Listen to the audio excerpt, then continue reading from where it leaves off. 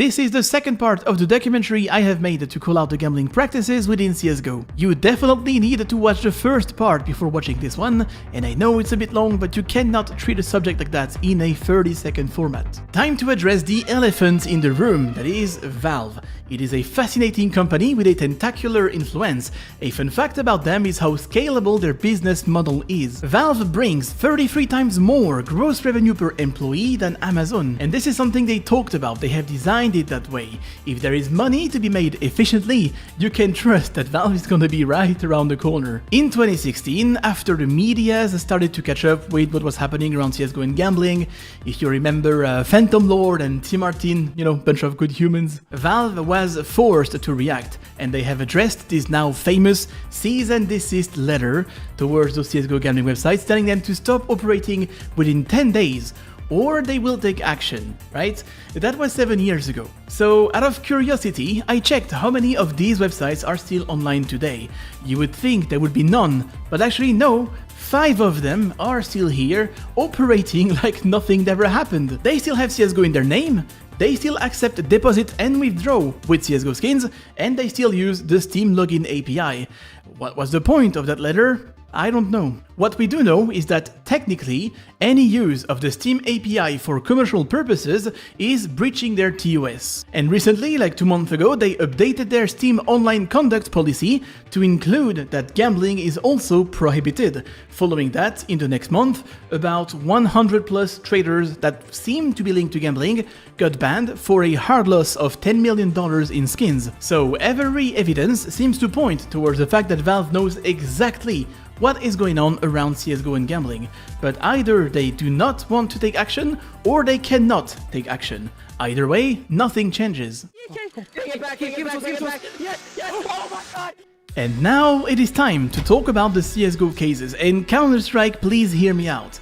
I know just how popular these things are, but let's look at it strictly from the facts. You're spending money to open one, something spins and the outcome is random, and the item you get in exchange can be 3 cents, just like 30,000. In fact, what is the first thing you're gonna do after unboxing an item that is a little bit rare?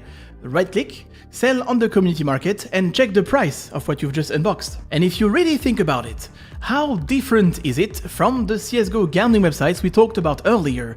Have you ever been asked to verify your age or your identity to open CSGO cases? So now, as I make my case, let's open a few. Most of the things that would be considered a problem for the CSGO gambling websites would also apply here. You can deposit with many methods, and you can also use the Steam gift cards, which are sold in many physical stores. So if you don't have a credit card, it's not a problem. The opening animation looks very similar to slot machines, and we even find similar mechanics like a near miss. Look. Here's one. You can spend how much you want and you won't trigger any alarm, and you can easily sell your winnings on the Steam market to get some more balance and gamble it again. Your age won't get verified and there isn't any self-exclusion feature. And on top of it, you can cash out your winnings to your bank account with the help of third parties. I am not describing an unregulated gambling website, I am talking about Counter-Strike. These are the features available to anyone who has access to the game, regardless of their age. In the month of March 2023, it's estimated that Valve made around $100 million in profit coming from CSGO cases. We know that because 39.5 million cases were opened during that month, and $2.50 each, we are closing in on 100 million. Think of it this way, by buying a key, you're going to deposit $2.50, and you hope to get something greater than your deposit. This is what CSGO cases are. However, in this case, unlike a casino, you are not playing against Valve, right? Like, if you open an item that can be sold for 300 euro.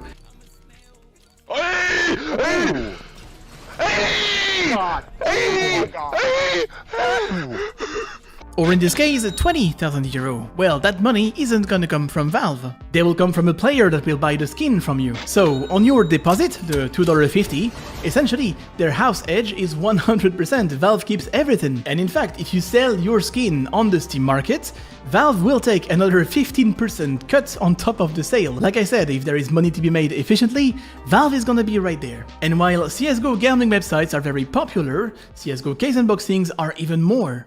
It'll always be my all-time favorite game. It will! Yes! Woo! I love Counter-Strike. Talk to me. How much is it worth? I need to know in chat. Spam it. That's a $16,000 knife, just like that. 3, 2, 1. Oh shit, he's doing it. Let's go! Yeah! Let's go! Fucking delusion. Top notch. Thank God. Thank fucking God.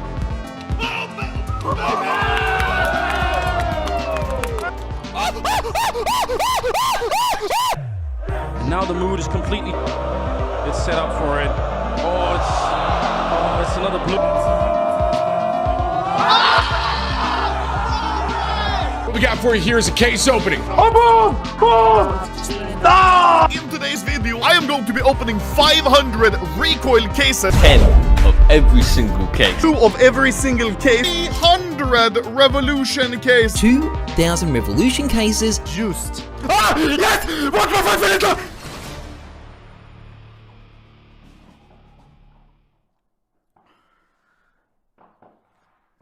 Holy f***, this feeling!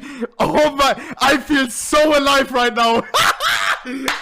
Oh my god, I'm so addicted, I think. Unboxing a gold item is like having a jackpot lineup in a slot machines. In fact, take one of those, replace the fruits and the symbols with CSGO skins, and you have a CSGO case. That's the reason they all react that way, and you might have noticed, they also show the value of the item, because they're not excited by the item itself, but the value behind it. If they would unbox the same item, but it would be sold for €3, do you think they would react the same? Of course not. They are yelling because they know they've won something as if they've just hit the jackpot. And down the line, even the ones who refuse to promote CSGO gambling websites will end up promoting gambling through the CSGO cases. That's what I want you to understand, it's overwhelmingly present. And to clarify, I am not calling out these individuals for opening CSGO cases. I'm just highlighting the problem inherent to the design and the accessibility of those CSGO cases. Some are actually opening these cases as a way to show that because the odds are low, you should gamble on their sponsors, but some others refuse to promote unregulated gambling sites and they are just spending their money in CSGO cases while saying that you shouldn't do it.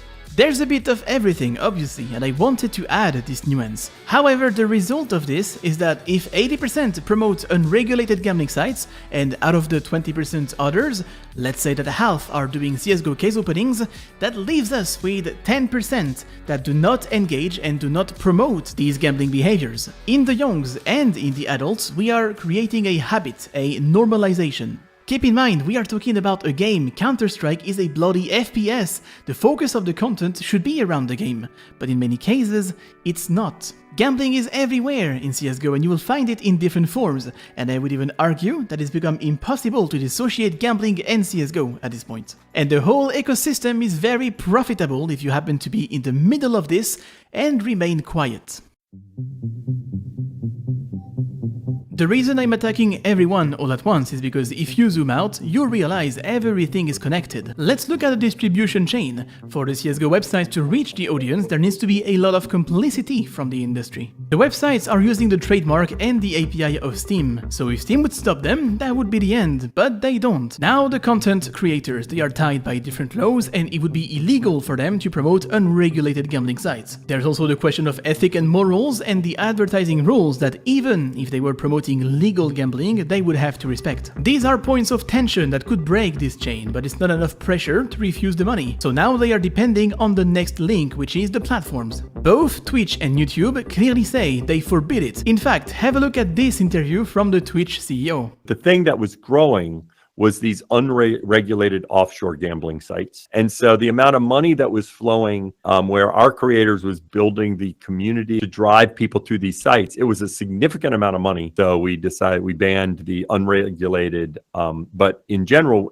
there's no problem with streaming gambling. But we do have a problem if you're streaming these unregulated third-party sites. Well, I guess it doesn't apply to the CSGO category, so the creators have no repercussions and the platforms won't stop them either, and that's why 80% of them are sponsored. And now we get to the audience. They live in different countries and they have different rules, but the general idea is that unregulated sites should be IP blocked and not advertised in this country. But because regulators and laws aren't catching up, yet again, the chain remains intact. And to be fair, because those websites are based in distant islands, there isn't much to do. That's the freedom of internet. Just because something isn't allowed here doesn't mean it shouldn't exist online. As an example, what could Germany do? They hold no power over the websites themselves. However, they could punish creators who promote the websites from Germany, but they don't. And the audience itself got drowned in this. It's normalized and doesn't even recognize the difference between unregulated gambling and legal gambling, so no backslash from that side either. In the end, every element of that chain holds the power to either stop or greatly limit this thing, but no one bats an eye, and we are here today. So if you zoom out, you realize that yes, those websites are a problem, but they are just a part of the equation that allows this ecosystem to thrive. And fun fact, it is not just happening in CSGO. I've come to find there is the same situation happening with other games, and I will let you guess the common link. Here's the website to gamble with your skins from Team Fortress 2. Guess whose game is it? Valve. Here's the website to gamble with your Dota 2 skins. Who's behind that game? Valve. And even Rust, which isn't owned by Valve, but it's on their platform, and they benefit from the Steam market sales as well, and you can even log in with Steam. The gambling scene in those games seems a lot less developed than the one in CSGO, but there's always Valve in the middle who does strictly nothing and once again allows it to exist. How comes this is not considered gambling? Meet Leon Chow. He's a PhD fellow at the IT University of Copenhagen and holds visiting appointments at the Stanford Law School. He specializes in the regulation of loot boxes and gambling as a whole. He's been working closely with many governments like Australia, UK, Netherlands, and he worked with the FTC as well. His work has been published by many medias. Essentially, if there is one person to ask questions about loot boxes, that's him. The thing is that in most countries, we're actually not sure whether or not this would legally count as gambling. My interpretation of the law would say that actually the loot boxes that you just described in CSGO would in law be gambling in most countries. In terms of how gambling is defined in law, generally there are three elements. Leon will describe what Michele said already. Gambling is generally defined as consideration, chance, and prize. The issue is with the third element. This concerns what you can get from the CSGO case or from any particular loot box. In most video games, what you can get stays on your user account. You can't transfer it to anyone else, and this is why in most countries that is viewed as those things not having real-world monetary value.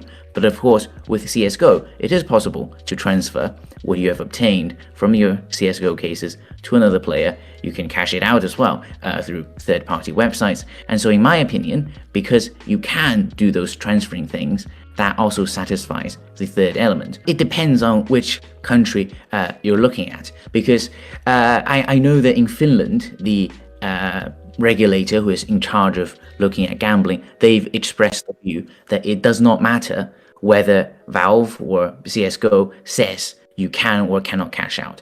As long as it is true and possible that you can cash out, then that element is satisfied. In my view, under English law, and in fact under the gambling laws of quite a few European countries, this should count as gambling. So, CSGO has a loot box that satisfies every element to be classed as gambling in the eyes of the law. Now, what about the mechanics of that loot box? In your opinion, and talking about the loot boxes in-game that I just showed you, do you believe we should let the young ones have access to this feature? Clearly, that loot box you show me right now match with many aspects with classic slot machine device. So no, young people should not have access to those things.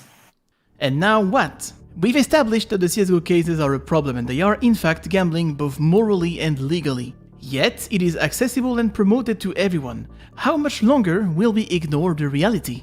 It is true that the design of the CSGO loot boxes is not as predatory as the average unregulated gambling site. But the question we need to answer is this one. Is it gambling nonetheless? Yes or no? If it actually is, then why do we allow it to exist without regulation, age check, or players' protection? Say that I'm watching a streamer opening CSGO cases. Eventually he's gonna get lucky. He's gonna be shouty, he's gonna be excited, eventually jumping around, and he says he just won 10,000 euros. That looks cool, he's excited, the chat is excited, and everyone looks happy and excited. And I want that for myself. So eventually, if I get my hands on cash, I will be able to buy a Steam gift card in a physical store and redeem it to open cases in CSGO. That's what you are looking at right now. I am opening cases on my new Steam account called I'm 14 in, by the way, and this account played a whopping total of 0 hours of Counter-Strike. Something I didn't mention so far is how you receive these loot boxes. Unlike other games where you simply buy and open loot boxes from the menus,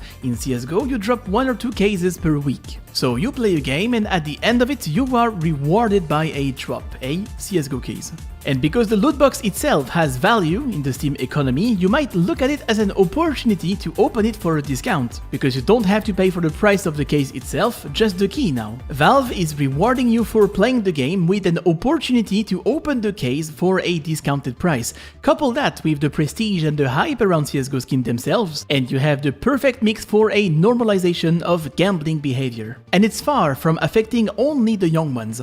I would love it if you could take a minute of your time to comment below how much you have spent on Steam. I will put a link below to show you how to check, and I'm sure plenty of you will be surprised. I know that case openings are deeply ingrained within the culture of Counter-Strike, and attacking them is not an easy thing to do. As a matter of fact, as I'm recording this, we have 300k viewers watching a guy spending $100,000 on CSGO case openings, not gambling website, CSGO case openings. And there's a lot of watch parties of his stream like it's an actual tournament. Look at the CSGO category. Gambling is so relevant to CSGO, it's crazy to realize. And this is why I brought these experts so they can explain it to you. You might flag me as an anti-gambling guy, which isn't really true. All I'm saying here is that as it is right now, gambling is way too relevant in CSGO, and since we have the same mechanics as an online slot, it shouldn't be accessible and promoted the way it is right now. If Valve was registered as a casino or an online trading website, they would be just as unregulated as the gambling websites we talked about earlier. Think about it, they don't even show you the odds of what you are unboxing. $20,000 one click. Fuck! Yes! I swear it! Bring it back! Bring it back, Titan Hollow, Titan Hollow! You have to be joking! There was a $20,000 capsule. This sticker is worth it's $350. Right there, he opened a capsule sold for $20,000, and it's in the game. This wasn't happening on a third-party website. And by being so easily accessible, CSGO cases have become a huge gateway to get a taste of the excitement that gambling has to offer. And eventually, you transition from CSGO cases to CSGO gambling websites, and eventually online casinos. These cases have become the biggest factor in the normalization of gambling that is happening around CSGO, and we need to address that. That's all I'm saying. I get.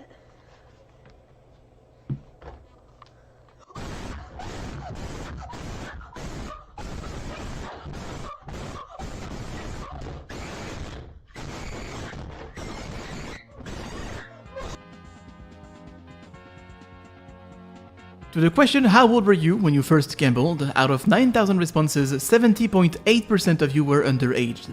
You know, I have an opinion on how I feel about that, and you probably have one as well, but I wanted to hear from someone qualified, and this is why I reached out to Tom. Yes, I'm Tom. I'm the communications manager at a charity called Gambling with Lives. Gambling with Lives is a UK-based charity campaigning for a change of laws in the UK, but not only that. Another side of the work is that we support families that have been bereaved by gambling-related suicide. So the charity was actually set up by a mum and a dad who lost their son, who actually also started gambling when he was a schoolboy. The young chap who was talking about blaming himself for not being able to stop and otherwise being a very rational person. He knew it was bad for him, but he couldn't stop it, and that made him feel bad. That's actually one of the big driving causes of the suicide. It's not all about the money. Money often does play a factor in the suicides, but it's not. It's far from being all about that. In fact, of the families that we support, a lot of the people that they've lost didn't lose significant amounts of money, but gambling had actually destroyed their mental health, and they felt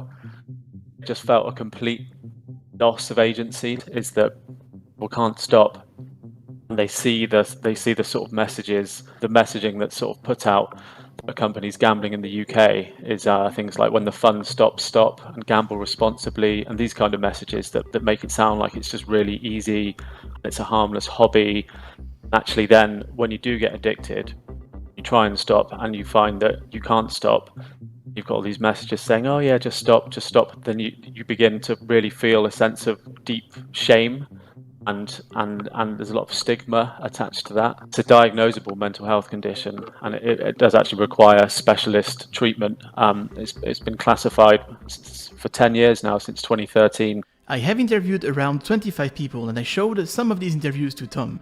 And almost everyone I talked to expressed this idea, this kind of shame to opening up about this, because they would blame themselves for a lack of control. Let me ask you to make sure I understood that right. All the money that you are talking about, you have lost it. Where did you lose it? Actually, it's about 50-50 cases and gambling sites. For me personally, whenever it came to gambling, I was always making these decisions in a split second. Like, it was a case of I would watch someone gamble, and in my head I'd go, oh, yeah, that site exists. Oh, I could open 20 cases. Okay. You know, so $50, $70, whatever, you know, go open some cases. And again, like I had mentioned, I relapsed yesterday. It was that split second in my head, I was like, surely I'll get something, right? Surely I'm lucky. I'll be the one. Case. When you're having an argument with someone, right, things can get heated, you respond emotionally. And in situations like that, I'm always able to take a step back and go, hold on a second, let me take a minute, assess everything, and then make a decision. But for some reason with gambling, it's just not the case. It's boom, instant. I have a really hard time admitting it even to myself that I have a problem. And the fact that I've been able to talk today as much as I have about it is surprising to myself, because I have a hard time even admitting it to myself that I have a problem. I really want to change, and I really want to get better so I can go fly airplanes. You know, I could have been. I could have already been finished probably at this point. And I still just, yeah, it definitely is taboo in my opinion, the idea of gambling. And, you know, it's okay if you win at gambling, but the second you lose everything or it becomes a problem, that's where, you know, it's kind of like alcoholism, right? You know, it's okay to have a few beers, but the second you say, yeah, I'm an alcoholic, well, now you've got mental problems and you've got, you know, this stigma attached. I think it's in that same vein. I'm not a victim. Man, wallah, I never knew this thing was gonna come, bro. This is Slicker. He used to be a popular Twitch streamer, and it all stopped one day as he got exposed for borrowing money from other streamers and viewers to feed his gambling addiction. When everything exploded, he went live, and this is what happened. I didn't know what to do. I lied to many people. I would never be able to ask for forgiveness. I'm ill. Well, I need to say it. It's so hard to say this, I'm not gonna lie. Ever since CSGO, not to blame, but ever since CSGO came out, it was the first time I went on that site, and it was a fun place to be on. You know, gamble skins and stuff. Eventually I found out you could gamble with money. As many people, it started with CSGO and then transitioned. I'd scratch myself. Sometimes I'd lose. I'd smash my head against the wall. My intentions were never to scam anyone. I wanted to pay people bit by bit, and sadly when I would owe this person, I would owe the other person extra on top. And then that person would message me and be like, hey, where's my money? I send that money, then the other person would be like, where's my money? I have to owe him. Then I ask someone else, hey, can you give me 500? I'll give you extra. Gamble that money on top. I have borrowed. In a month I had to pay 50,000. In a month I would have to pay someone 50,000, and I would have to, even to some of my real friends who was investing in a house, I need to get help. I don't know how. I always wished I could get help from it. Now don't get me wrong, I'm not entirely taking away the personal responsibility, but this is a very clear case of a gambling addiction, that men lost control, and trying to reason with an addiction is just like trying to reason with a phobia. Internet did not receive this well, and the line between memes and harassment got really blurred. Look at the donations that are happening while he is live. Now look, if this is hard to watch, good, it is time we face this reality. We can't allow unregulated gambling to keep on going like this. The YouTubers and streamers who are making bank from people like Slicker keep on pushing one and only one narrative. That is the self-responsibility. It is your fault and only your fault. Alright, but then explain why legal and regulated casinos have to filter their player base. Explain why valid licenses come with 50 pages in how you need to analyze the betting patterns and the behavior of your players, and make sure that they can afford to lose the money they gamble. The casino is responsible for the product it sells. Do you think that would have happened on a regulated casino? Of course not. So why do we allow unregulated ones to thrive online, welcome everyone in, and then act surprised of the consequences? There are also identified risk factors for developing gambling disorder in adulthood. For example, certain personality traits. Some people are more impulsive, so are more prone to loss of control of our behaviors, to seek for excitement, sensation seeking, and those kind of individual differences increase risk of developing problematic gambling patterns, for example. Psychopathological factors, for example, if you are depressed, if you have a trauma, if you experience even a moment in your life where you are not happy or you have a bad mood, it also increases the risk that you get involved in gambling as a way to regulate your mood, to cope with your situation, in the end translate into the development and the perpetuation of problematic gambling habits or gambling disorder. And here you can make a parallel with alcohol use disorder, for example. A lot of people are depressed, start to drink to cope, to avoid thinking, as a way of self-medicate themselves, and they developed an alcohol use addiction. I would say that no form of gambling is risk-free, but there are some forms of gambling that carry way less risks. If you move towards the really addictive end are things like actually online casino games and online slot games. These are far more likely to cause addiction. Online slot games I'm talking about here, they have addiction and at-risk rates of 45%, which is around about heroin's addiction and at-risk rate. So they're really... Can you explain the risk rate? How does that work? Is that 45% of the people who play it enough are at risk? Yeah, they're at serious risk of addiction or will become addicted. That's 45%. Staggering. So it's really staggering, because you can play them anytime you want. You can play them 4 o'clock in the morning. The sounds that they make, like, they're all designed to keep you playing essentially, and give you a little sort of rush of dopamine, but not so much that you leave. But they just kind of keep you hooked, and they might give you sort of near misses, for example. They're designed basically to be addictive is the bottom line. And actually young men are at increased risk of getting addicted to gambling. If you're in your early 20s, you've probably got quite high disposable income, more drawn to sort of risk-taking behavior, and your brain actually isn't fully developed until you're 25, so you're more drawn to doing things which is risky. So yeah, young men are particularly targeted essentially by the industry, and they do that in the UK via football. It's the most popular sport in the country, and especially with young men. So how do you tie them together? You just make gambling and football sort of the same thing, and that gets you access to a huge audience, absolutely huge audience. If you're looking at where that money comes from, we're talking about online gambling specifically, 86% of that profit comes from 5% of players. These games, they're not addictive by accident, is what I'm trying to get at. The products are they're designed to be addictive, and addiction is the sort of the foundation of their business model. I want to take a second to explain that one. I have read a study after the call, and I think that this is the stat you need to remember. It shows that for regulated casinos in the UK, 86% of the revenue comes from 5% of the players.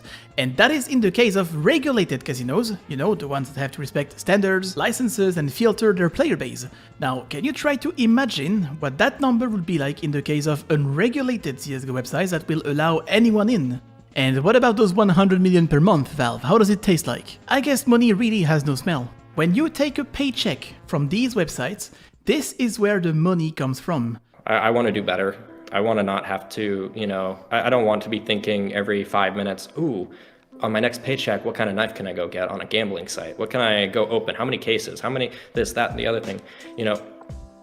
I want better.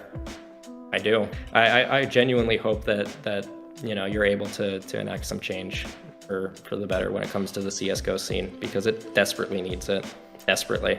Bit of a misunderstanding, really, about gambling addiction. Actually, what it does is addiction, it rewires the pleasure-seeking centers of your brain, essentially. So you need to do that to feel good. So if you don't do it, you just feel awful. So you end up doing it, and the younger you are, when you get sort of exposed to dangerous gambling products and start gambling, more likely you are to be harmed by them, essentially. Even if you're just sort of figuratively dipping your toe into it as a child, the effect of that normalization is when you do become old enough, you just think it's completely normal.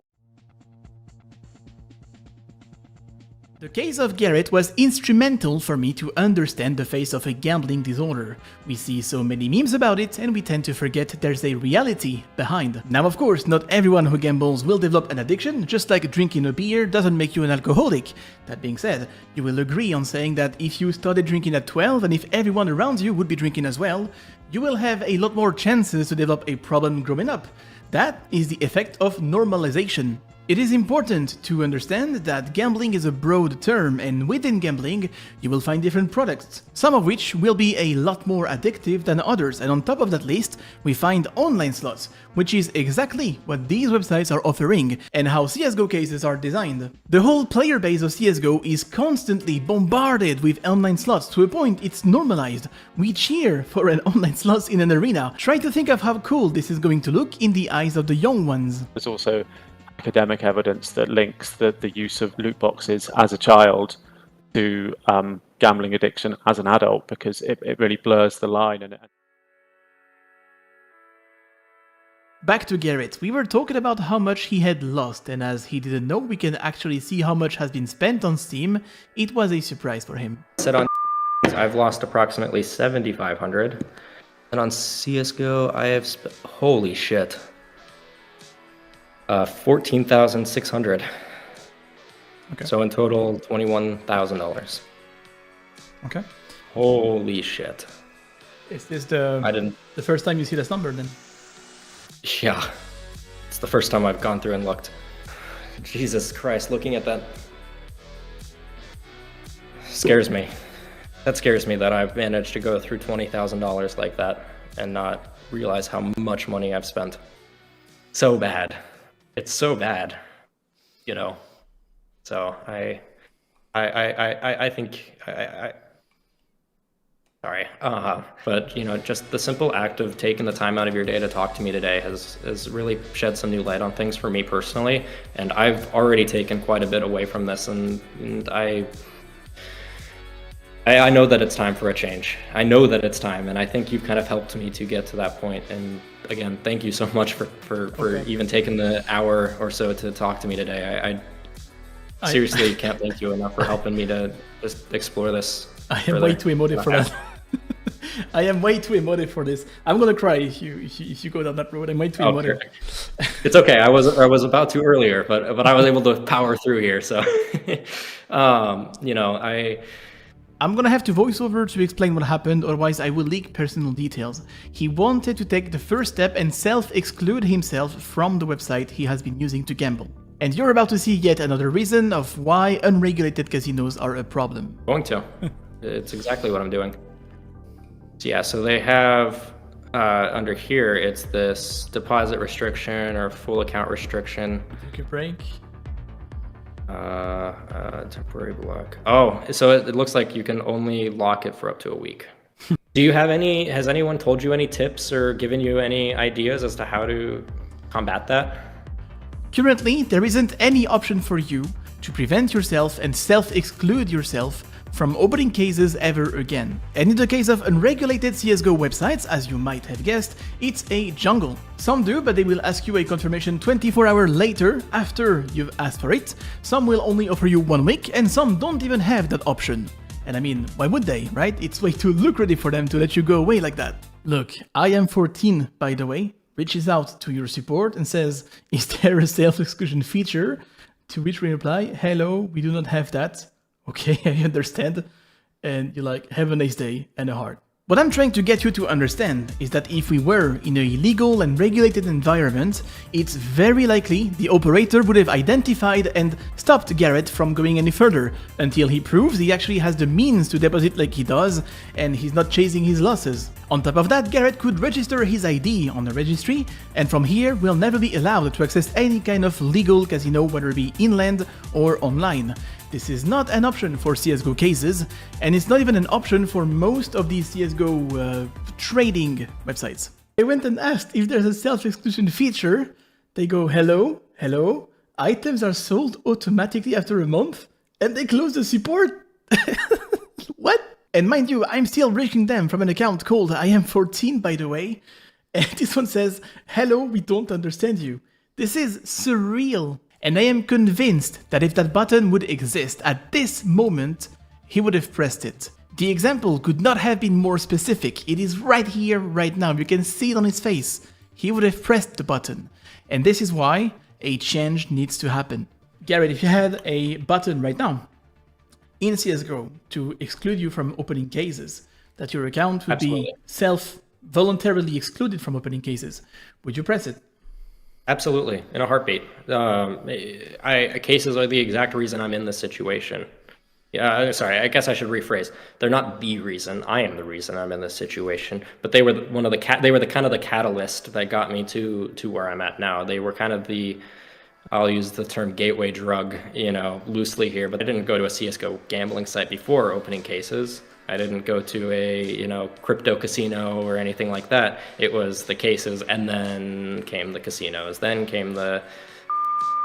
And I think I'm able to make that change. I'm gonna make this promise to myself right now that I am going to stay away from gambling in all forms, way, shapes, and forms, regardless. Now look, I know this won't concern the majority of you, so I'll make it quick. If you relate to Garrett or anyone else talking in this video, there is help and there are tools to help you. There's two things I want you to consider.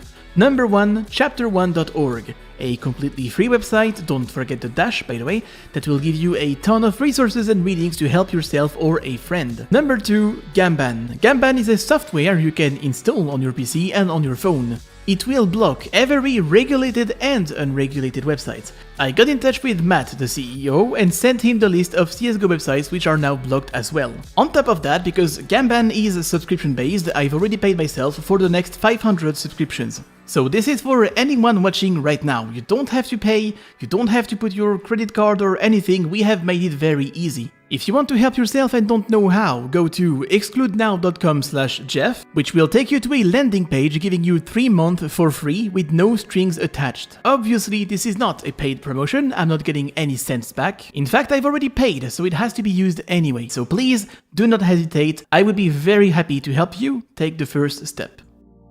Can we actually change? I want you to remember this, the CSGO industry is complicit at every level. There is so much money involved for the one partaking that the change cannot come from within. Last week, as I released the part 1, it was such a dystopian sight to witness. I've got to see streamers reacting to it live while still promoting the very websites I am attacking. And one of them even said that he just got paid, and while agreeing the timing is bad, went on to spend the sponsor balance on stream on the unregulated website that is paying him. I haven't seen anything public from the casters, the pros, or maybe 95% of the big names in the scene, yet my DMs are pretty active, filled with some of these people telling me it's a good video, it's an important subject, and they are happy I am doing it. But that's not something they will come out and say in public, because they don't want to stop taking that money regardless. And now it's even worse, because I showed them how bad it is, but they still choose to not care. I showed you it's illegal, I showed you it's immoral, I showed you the consequences and the damages. If nothing changes anyway, that means it was a fight I was never meant to win. Think of how fucked it is, the length I went to, the risk I'm taking. You know, I'm attacking a very illegal and very profitable thing. Some people might not be happy about it, so let's just say I make sure that my door is locked every night, and the rest is left to hope. And the responses I'm getting is that the industry agrees with me, but that doesn't mean they will stop. This industry will not stop unless it is forced to. Do you think we can rely on ethic and common sense? Well, look where that got us. And it's the same for Valve. There is simple stuff they could implement. For example, if you spend more than, I don't know, say 50 euro in loot boxes, they could trigger a KYC process, verify who you are and if you are of age. The average price of providers in that field is within 1 to 2 euro per verification. Considering the money that Valve is making, I don't think it's gonna be a problem of price. Also, we need an easy to find self-exclusion button. For the ones that notice they have a problem and want to try and fix it, at least give them the tools so they can help themselves. There is so much that you could do to at least pretend that you are trying to mitigate the damages of what you're doing. But again, no one cares. I shouldn't be the one coming up with those ideas and fighting that fight. I am just using common sense to be where I'm at right now, and I hope this will spark the discussion on a bigger scale about the monetization system of loot boxes in video games, especially when cashing out the item is a central element. And because I know some streamers will react in bad faith, I want to add that I am not attacking the concept of gambling as a whole. I am attacking the unregulated form of gambling used and promoted in the worst way. I want to point out that there's a huge difference between those two things, even though they relate to the same subject. And the ones with money involved have tried to blur that difference and keep those two things together. I'm not trying to remove your freedom to bet on the matches you watch. What I'm showing here is that in the current state of things, CSGO is heavily pushing its players and its audience directly into slot machines and casino games, and it's really not the same thing. Please make the distinction. I see nothing wrong with betting every now and then, however, betting can also be a problem, which is why regulations are important. We are at the point where the CSGO Twitter account, or the X account, can't even retweet highlights from streamers without showing third-party gambling sites that are hosting casino games, not even betting. And like I showed you, anyone can access them just like anyone can open CSGO Cases. Allow me to talk freely. I kinda want to talk about myself now. After 10 years of, doing this, I have recently announced that I will finally start to accept, or at least consider to accept, offers coming from CSGO gambling websites. But when I said that, I had no idea that things would be that bad. I've just assumed, like probably you and many more people, that if they are still existing today, if they are working with so many entities in the scene, that it would be within some kind of regulation. Obviously, I had no idea what I just stepped into. Within a matter of few weeks, the biggest offer I have received was 120,000 euro per month in exchange of 8 ads. So the deal was that in 8 of my videos during the month, I would put a 30-second segment to promote one of these CSGO websites. 500 euro per second. So stay right there if you don't mind. Oh, I used to be sad, but then I've discovered baguettes. I would have made 3,000 euro already. Let that sink in. It is so much money, it makes you lose respect for it. Now, I'm not gonna lie, there was a real temptation to not look any deeper, just take the money as it is, and that's about it, right? Like, what if I just close my eyes for once, Like, what if for once I shut the fuck up, I don't look any deeper, I'll just shut my mouth and take the deal as it is, right? I would have been set for life, essentially. We're talking about 120k per month, right? 20,000 euros per month. Are you kidding me? Okay, hold on. Okay, 700,000 subscribers. Okay, maybe I just need to put this in context. For us, at 14 million subscribers or whatever we're up to now, a sponsorship deal of 120,000 euros a month would be huge. Massive. That would make that sponsor, over the span of a year, one of our largest sponsors, if not our largest sponsor by dollars. Like, that is enormous. Hang Ang Ganye, is not running a live convention or an expo. Like, this is purely for online content. So if we were to take someone sponsoring just our content at that kind of a rate, they would be one of, if not our biggest sponsor at our size. That is wild. I could find a ton of reasons to justify it to myself, right? Because I deserve it, I've been fighting it for 10 years, and after all, nothing changes, so why don't I just take the easy exit, I would be able to help my family, money is never gonna be an issue, I could look at my girlfriend in the eyes and tell her, money will never be an issue for the rest of our lives, and I could even buy YouTube Premium if I wanted to. This temptation is something that every CSGO creator had to go through at some point. And okay, maybe not all of you, because some of you are actual pieces of poop, and don't think it was a long struggle for you. Now, what I don't understand is why on earth am I the only one who talks about that, right? Like, from my own bedroom and with literally zero experience, I'm not a journalist, I'm just a guy who makes 360 no-scopes, funny montages, video kind of stuff. How the hell am I able to show you how fucked the situation is from my own bedroom and with my very limited resources?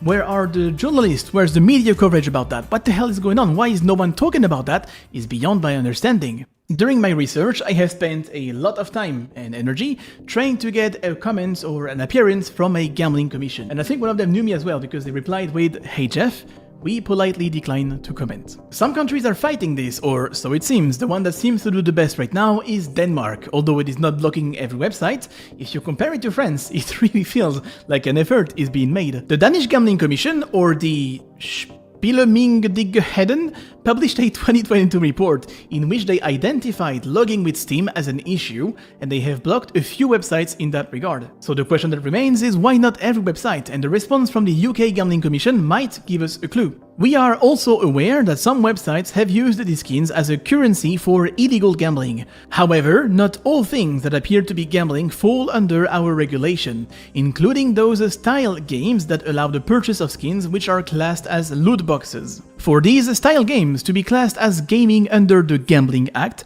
there would need to be a change to primary legislation. So, correct me if I'm wrong, but I think that they are telling me that they are aware of the issue, but they cannot act on it based on the limitation of the Gambling Act that regulates the scope of their action. This might be the clue for many more countries, and this is why the change can only come from you. And I mean, we need to make some noise. We need to ping medias, authorities, politicians, whatever. This needs to make the headlines to push for a change. Because right now, if a gambling commission, which is supposed to be here to prevent those websites from existing and doing what they're doing right now, tells me that they cannot act on it based on outdated laws, no wonder the websites don't even know what KYC is.